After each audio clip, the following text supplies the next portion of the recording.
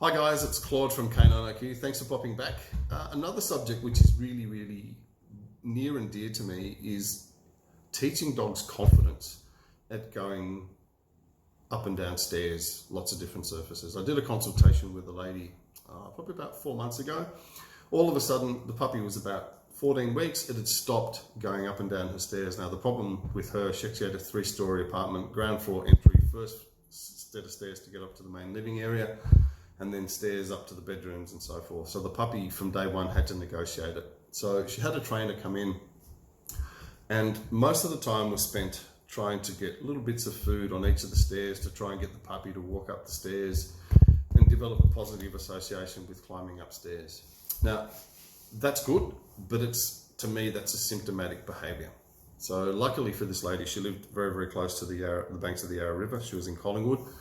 So what I wanted to do is I just wanted to have a look at the pup's general confidence and just to see what it was like going through little simplistic obstacles. So I went for a bit of a walk and walked over a few different rocks, and sure enough, the puppy was able to use its front paws to start climbing on things, but its back legs it wasn't sure of, so it was bunny hopping to try and get up things. Now, one of the problems that most dogs have is a problem called rear end awareness. Now, any agility dog trainer will tell you that it's very difficult in the early stages to get a dog to do agility work if it doesn't have rear end awareness. From a tactical police, military, prison, whatever application that I work with, Task 9, another crowd that I do some work with, is we're always trying to train the dogs to realize that they've got back legs, because we need them to climb things. We need them to climb ladders, A-frames, obstacles, hurdles. They need to be able to move around. So they need to have confidence in developing how to use their back legs.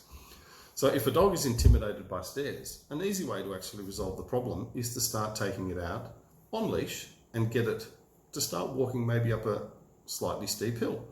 One that it actually can't jump and bounce, but you're pulling a little bit of pressure back on the leash and trying to get the dog to start to use all 4 legs, like 4-wheel drive. Once a dog realizes that it's actually got back legs, it starts to put a bit of pressure on back legs and it supplements the forward movement in the front legs. Sounds really simple, but it's an obvious thing that most dog trainers miss. We did this with this particular puppy and lady for about a good 40 minutes. We started going through bushes and trees and hills and a little bit of ramps and going through rocks. And all of a sudden, the bunny hopping that the puppy was doing in the beginning of the session, 40 minutes later on that same incline, it was actually pulling really hard on the lead, trying to get up this hill. And there was just dirt and rocks being flicked up because the puppy's back legs were now confident.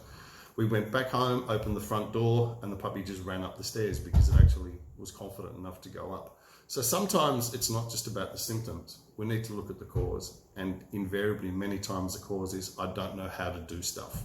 And if you show a puppy how to actually get confident by using all the tools that it has available, i.e. its back legs and front legs, and use them constructively, we've got a good option. Now, definitely, if we're still having sticking points, food on steps and all this kind of stuff is a great thing, because we need to build confidence and get the dog to enjoy it. And sometimes the distraction of food can help get over the blockage or the uncertainty happening.